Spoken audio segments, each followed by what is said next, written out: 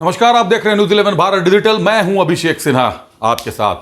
इस वक्त की बड़ी खबर आपके सामने लेकर आया हूं। इस वक्त की जो खबर है, ईडी एक बार फिर लैंड स्कैम मामले में रेस हो गई है। ईडी ने लैंड स्कैम मामले में पहले पूर्व मुख्यमंत्री हेमंत सोरेन को गिरफ्तार किया। 8.86 डिसमिल जमीन पर उनके कब्जे की बात आई। उस कब्जे को लेकर, भुइंहरी जमीन पर कब्जे को लेकर हेमंत सोरेन की गिरफ्तारी हुई। लेकिन हेमंत सोरेन की गिरफ्तारी से पहले ईडी ने सेना की जमीन पर फर्जी दस्तावेज बनाने के मामले में जब छापेमारी की तो वहां से हेमंत सोरेन से जुड़े दस्तावेज मिले। जब हेमंत सोरेन की गिरफ्तारी हुई, इसके बाद जांच आगे बढ़ी तो शेखर कुशवाहा की गिरफ्तारी की गई। अभी प्रियरंजन सहाय, विपिन सिंह जैसे बड़े नाम, बड़े चेहरे गिरफ्तार हुए और उसके बाद शेखर कुशवाहा की गिरफ्तारी की गई। शेखर कुशवाहा 4.86 डिसमिल जमीन पर फर्जीवाड़े का आरोपी है। 4 पॉइंट समथिंग कुछ डिसमिल, 83 या 86 डिसमिल है, उस पर जाली दस्तावेज बनाने का आरोपी है। शेखर कुशवाहा एक ऐसा शख्स है जिससे आप कहीं भी जमीन खरीद लेते तो वो उस जमीन के फर्जी दस्तावेज तैयार करवा देता। उसका माफिया गिरोह इतना बड़ा है, सरकारी कर्मचारी उसमें इतने संलिप्त हैं कि सब मिलजुल कर जमीन का फर्जी दस्तावेज तैयार कर देते थे। लेकिन आज सुबह ईडी ने एक छापामारी शुरू की। ईडी ने जमीन कारोबारी कमलेश कुमार के ठिकानों पर छापामारी शुरू की। कमलेश कुमार को शेखर कुशवाहा का पार्टनर बताया जाता है। कमलेश कुमार वो शख्स है जिसने जब पहले जमीन का कारोबार किया तो वहां जीएस कंस्ट्रक्शन और पुलिस हाउसिंग कॉरपोरेशन का बोर्ड लगा हुआ था।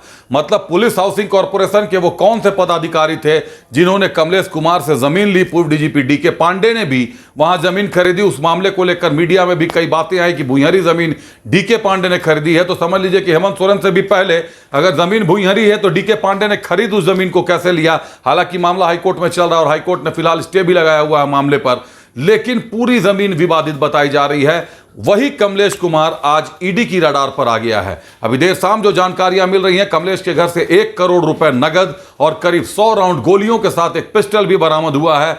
ईडी ने कांके पुलिस को सूचना देकर बुला लिया है। कांके पुलिस मौके पर पहुंच गई है। हथियार और गोलियां जब्त कर ली गई हैं, पैसों की रिकवरी की गई है। अब पूछताछ का दौर जारी है कमलेश कुमार से कि और चौंकाने वाले कौन कौन से राज खुलते हैं। कमलेश जिस इलाके में काम कर रहा है वो कांके का इलाका ज्यादातर है, नगड़ी, चामा, बुकरू, इस इलाके में कमलेश जमीन का काम कर रहा है। और जो बता रहे हैं स्थानीय लोग कि फर्जी दस्तावेजों के सहारे ये लोग जमीन का कारोबार करते हैं, जमीन के फर्जी दस्तावेज बनाते हैं, नीलामी जैसे दस्तावेज बनाते हैं। अगर इन इलाकों की जांच हो गई गंभीरता से तो सारे के सारे पेपर फर्जी मिलेंगे जिन पर काम किया जा रहा है, सारे फर्जी दस्तावेज बनाए गए। लेकिन इतने बड़े लोगों को बेचा गया है, इतने बड़े सफेदपोश अधिकारियों को, व्यवसायियों को बेचा गया है कि शायद ये जांच पूरी ही ना हो सके। अब यह देखना दिलचस्प होगा कि ईडी की रडार पर और कितने लोग आते हैं। कई बड़े सफेदपोशों का नाम सामने आ सकता है। चेहरा कमलेश का है, लेकिन पीछे ऐसे कई बड़े सफेदपोश हैं जो अपना निवेश कर रहे हैं, जमीन का काला कारोबार करके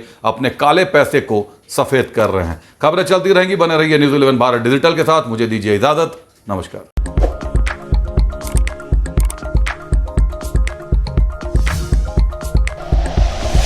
like and share videos, subscribe करें हमारा चैनल और प्रेस करें बेल आइकॉन। न्यूज़ 11 भारत, सच है तो दिखेगा।